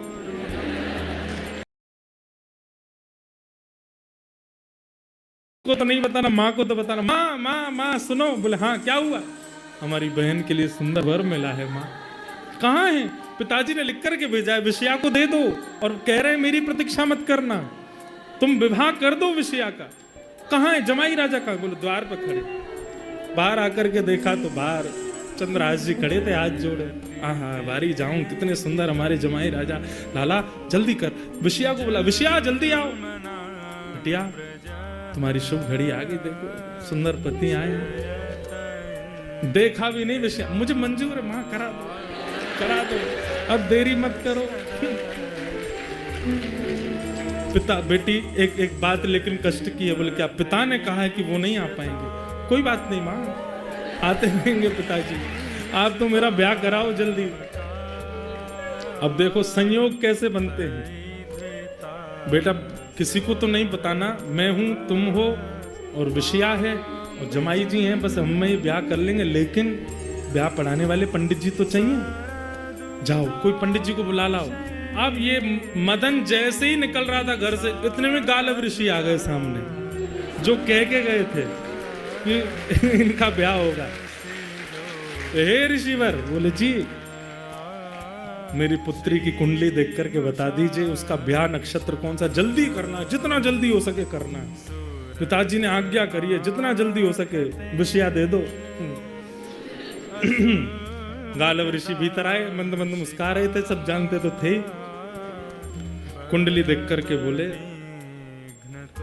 हमारी बात सुनिएगा ध्यान से। माता जी बोले हाँ बताइए। बोले आपकी पुत्री, इसका ब्याह अगले 1 घड़ी के अंदर नहीं हुआ, अगर 24 मिनट के अंदर नहीं हुआ तो आगामी 24 वर्ष तक इसके लिए वर नहीं मिलेगा। 1 घड़ी के अंदर इसका ब्याह होना चाहिए। अब मदन बोला 24 मिनट में ब्याह कैसे? अरे तुम दृष्ट बुद्धि मंत्री के पुत्र हो, तुमको क्या देर लगे? मैं बस नाम बोलता जाऊंगा, सामग्री देते जाना मुझको, मैं कराता हूं ब्याह। मुख्य विधि होंगी। कौन कौन सी मुख्य विधि होंगी? बोले सिंदूर दान होगा, 4 सप्तपदी बोलते हैं, होते 4 ही हैं, 4 फेरे पड़ेंगे और क्या कहते हैं गठबंधन होगा, गठजोड़ा होगा। और अब पिताजी तो है नहीं, तो माताजी एक हाथ से माँ बन के एक हाथ से पिता बन के दोनों को आशीर्वाद दे देंगे। मैं ऋषि हूं, मैं दोनों को आशीष दे दूंगा, अग्नि प्रज्वलित होगी। और अब देखो तुम समय गवा रहे हो, दृष्ट बुद्धि के पुत्र मदन, तुम तो केवल लगे रहो, मैं सामग्री मांगू देते जाना। आप लगिए पिताजी। तुरंत कहा विषया जिन वस्त्रों में हो उनमें ही आ जाओ। विषया बोली मैं पहले ही तैयार बैठी थी तो मुझे पता था होना है। यहाँ चंद्रहास जी महाराज बोले मैं तो ऐसे ही आया हूं, माता पिता मेरे नए नए बने हैं, उनको तो बता दो। कोई नहीं बताना, बैठो। मुझे नहीं पता था कि दृष्ट बुद्धि मुझसे इतना प्रेम करते हैं कि पत्र में लिख के भेज देंगे ब्याह कर दो। गालव ऋषि बड़े प्रसन्न हैं। गालव ऋषि बोलते जा रहे हैं, मंत्र पढ़ते जा रहे हैं। हाँ अब भाई सुपारी लाओ। एक हाथ से लेता है, दूसरे हाथ से देता है मदन। लेते जाओ आप, अक्षत लीजिए, रोली लीजिए, चावल लीजिए, ये डलवाओ वो डलवाओ। और महाराज 4 पदी हो गई, सिंदूर दान हो गया, गठ जोड़ा कर दो। दोनों के गठबंधन जोड़ा कर दिए, जयमाल आदि जो भी करनी सब हो गई। माता जी खड़ी हो जाएं, इनके चरण स्पर्श कर लो, अब ऋषि के आशीर्वाद ले लो। बोले देखो मैं पहले नहीं बताया क्योंकि विलंब हो जाता, पर अब जिस घड़ी में तुम्हारी बहन का ब्याह हुआ है, तुम्हारे बहन अब सदा सर्वदा के लिए इसका सुहाग अजर रहेगा। ये जो तुम्हारे जीजा जी है ना, ये मृत्यु को प्राप्त नहीं होंगे। ऐसे कैसे मृत्यु को प्राप्त नहीं होती? तुमको क्या करना है? ऐसे कैसे नहीं होंगे? तो नहीं होंगे, नहीं होने चाहिए। तुम्हारी बहन सदा सुहागन बनी रहे। और दूसरी बात, अभी तो ये दूसरे देश के राजकुमार हैं, परंतु भविष्य में जिस नगर के तुम मंत्री के पुत्र हो, ये वहीं के राजा बनेंगे। ये इसी नगर के एक दिन राजा बनेंगे। दोनों का पानी ग्रहण हो गया। गालव ऋषि बड़े खुश। बेटा पिताजी कहाँ हैं तुम्हारे? बोले पिताजी ने तो आज्ञा करी थी, पिताजी तो वहां हैं, चंदनावती नगर गए हैं कर लेने के लिए। उन्हीं का पत्र आया था। पूरे नगर में हवा की तरह बात फैल गई कि विषया कन्या, वो सबसे सुंदर थी नगर में, उसका ब्याह हो गया, गुपचुप ब्याह हो गया। लोग बाग पूछने के लिए आए तो अब मैया बैठी द्वार पर सबको बता रही है। अरे मैं क्या बताऊं, हमारे पतिदेव गए वहां, वहीं से लड़का देख लिया, लड़के के हाथ ही पत्र भेज दिया, बोले तुरंत ब्याह कर दो। वो तो आने में उनको दिन लगेंगे थोड़े। और सब ब्याह हो गया। सब लोग बोले बहुत बढ़िया। 2, 4, 5 दिन हो गए, यहाँ पर घर जमाई बन के बैठे हैं चंद्रहास जी। घर में खूब सेवा चल रही है, खूब प्रसन्ना प्रेम से रह रहे हैं। 5-6 दिन बाद वहां जब कर की गिनती पूरी हो गई तो पिता दृष्ट बुद्धि निकले। और रास्ते में सोचते जा रहे हैं अब आएगा आनंद। वहां पे नीला शव पड़ा होगा उस चंद्रहास का। पिछली बार तो बच के भाग गया था, अब की बार बच के नहीं भाग पाएगा। मदन ने उसको बढ़िया वाला कालकूट विष पिलाया होगा।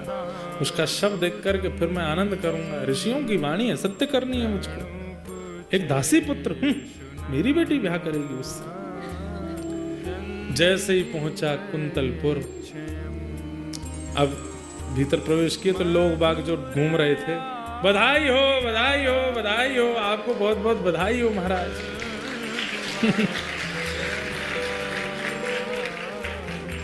काय बात की बधाई?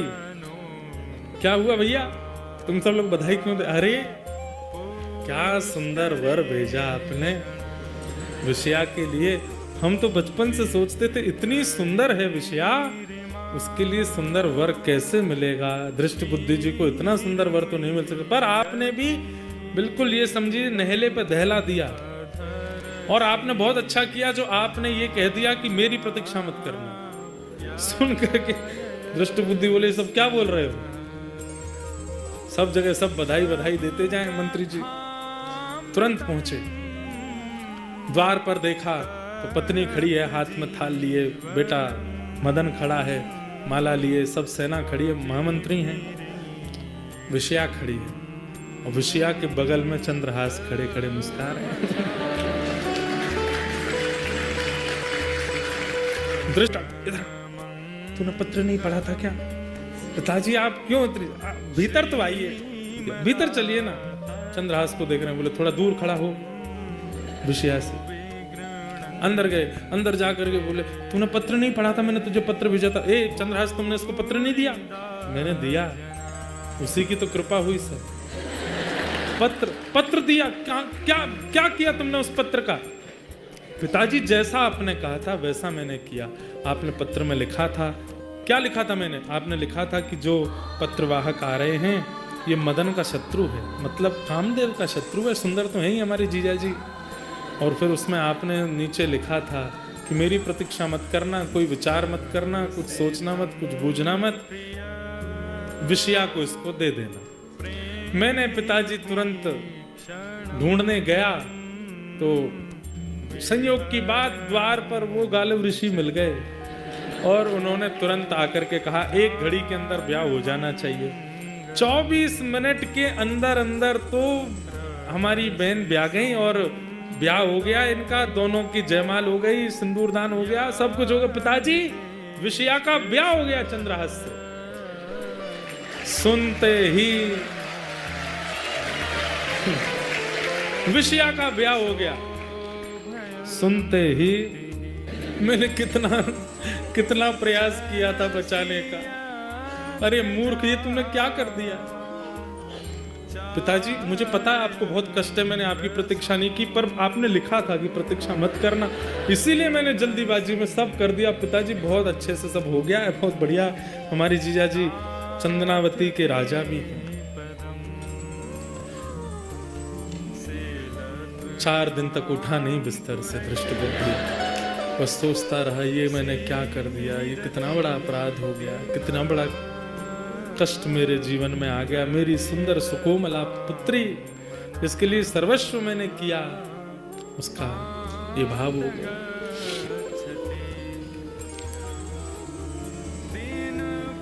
बहुत अच्छा है पति मिल गया हमारी बेटी को, करेंगे कुछ ना कुछ प्रयास। चरित्र तो खूब विस्तृत है, सूक्ष्म में थोड़ा और सुना दूं। अब भी चेता नहीं। अब मतलब ये सोचिए कि इतना अपने ऊपर बात लिया है, जिस पुत्री के लिए सुयोग वर ढूंढने के लिए इसने हजारों योजनाएं बना रखी थी, उस पुत्री के लिए अब ये तक विचार करने पर आ गया कि विधवा हो जाए चलेगा, लेकिन दासी पुत्र मेरे घर में जमाई नहीं बनेगा, इसको मार के रहूंगा। धृष्टद्युम्न ने एक योजना बनाई। क्या योजना बनाई? फिर से बुलाया सैनिकों को और सैनिकों को जाकर के कहा वो हमारे यहाँ बगीचा है। बोले हाँ, उसमें देवी मंदिर है। बोले जी, छुप करके वहां खड़े हो जाओ, तलवार निकाल करके, क्योंकि अब मैं कहूंगा देख के मारो, तो देख के तो मारते ही नहीं है इसको, इसका रूप देख करके तो मारने का मन नहीं होता है। अब ऐसी योजना बनाते हैं कि कह देंगे कि भाई सुबह सुबह जो सबसे पहले मंदिर में आवे उसका सर धड़ से अलग कर देना बिना देखे, वो हमारे राज्य का शत्रु है। यहाँ सैनिकों को भेज दिया, वहां पर जाकर के सब सैनिक खड़े हो गए। रात्रि में इन्होंने अपने सब परिवारी जनों के साथ बैठ करके सबसे कहा कि एक योजना बनी है। बोले क्या? हमको एक संत मिले थे जब मैं चंदनावती से आ रहा था, तो उन्होंने कहा है कि तुम्हारे यहाँ जो कुल देवी हैं उनकी पूजा करनी पड़ेगी। किसको? और अकेले जाना पड़ेगा, सुबह सुबह भोर में जाना पड़ेगा।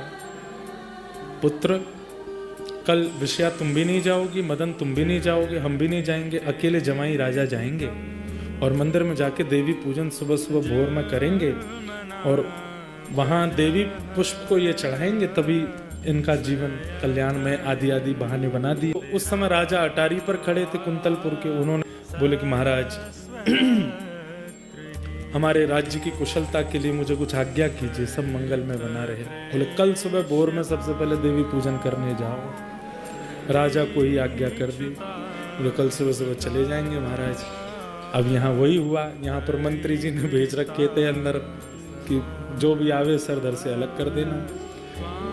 राजा तो इतना उत्साहित था अपने राज्य के कल्याण के लिए कि राजा भोर में ही सबसे पूर्व ही वहाँ अकेले पहुँच गया। आज्ञा करके गए थे अकेले जाना, राज आदि वो सब मत लेके जाना। राजा ने जैसे प्रवेश किया भीतर, सैनिकों ने उसका वध कर दिया। वध करने के बाद बोले कि खबर आ रही होगी। खबर आई कि महाराज राजा पधार गए हमारे नगर के। पूछा अरे राजा कैसे चले? मंत्री हूं मैं। तो बोले कि सुबह सुबह देवी पूजन करने गए थे, वहां पे सर धड़ से अलग कर दिया। सिर पकड़ के बैठे, भगवान ये क्या हो गया? ये तो बहुत बड़ा अनर्थ हो गया। सैनिकों से पूछा गया कैसे मारे गए राजा? किसने कहा था तुमको? इशारा कर दिया दृष्ट बुद्धि। दृष्ट बुद्धि को पकड़ लिया, बंदी बना। हमारा देश तो अब राजविहीन हो गया। मंत्री जी को तो बंधक बना लिया, दृष्ट बुद्धि को। पर सब लोगों ने चंद्रहास जी को जब देखा तो राजा मरे, तो इतने सारे राजा भी वहां इकट्ठे हुए। सब लोगों से पूछताछ की गई कि आप लोग क्या विचार करते हैं, कौन राजा होना चाहिए? तब चंद्रहास जी की ओर देख करके सब लोगों ने उनको चुन लिया और कहा कि यही राजा हमारे कुंतलपुर के होने चाहिए। और वे राजा बने। राजा बनने के बाद में उन्होंने देश का, अपने नगर का संचालन किया। खूब प्रेम से उन्होंने आनंद के साथ में सबका निर्वहन किया। तत्पश्चात आज अर्जुन के घोड़े हैं ये जानकर के उन्होंने बंदी बना लिए। उन्होंने हरण कर लिए कि ठाकुर जी के मित्र हैं, इनके बहाने ठाकुर जी मिल जाएंगे। अर्जुन अब तुम भी यहाँ हो, ठाकुर जी बगल में हैं। ठाकुर जी का हाथ पकड़ करके वहाँ राजभवन में बैठे हैं। चंद्रहास ठाकुर जी से मिलवा दो। अर्जुन ठाकुर जी का हाथ पकड़ करके लेके गए चंद्रहास राजा के यहाँ। और जैसे ही भवन में प्रवेश किया, आहा नील वर्ण की कांति गौर वर्ण हाथ में ठाकुर जी आ रहे हैं। चंद्रहास राज गद्दी पर बैठ करके देखते हैं, जैसी दृष्टि डालते हैं ठाकुर जी को देख करके आनंदित हो जाते हैं, चरणों में लिपट जाते हैं। भगवान चंद्रहास को हृदय से लगाते हैं। ये पहली बार ऐसा अनुभव हुआ। कथा सुनकर के भक्त को भगवान के दर्शन हुए, पर कथा सुन के भगवान ठाकुर जी के पास, भक्त के पास गए हैं।